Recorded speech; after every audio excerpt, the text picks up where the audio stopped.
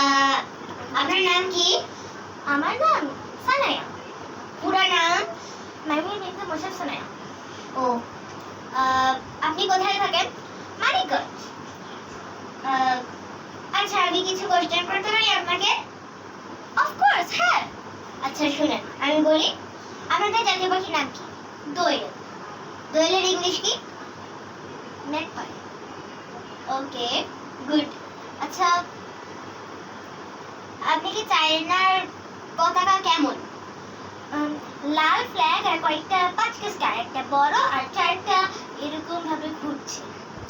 ও, তাহলে আপনি কি বলতে পারবেন বাংলাদেশের পতাকা কেমন? একটা সবুজ ফ্ল্যাগ আর লাল বলল মাঝখানে।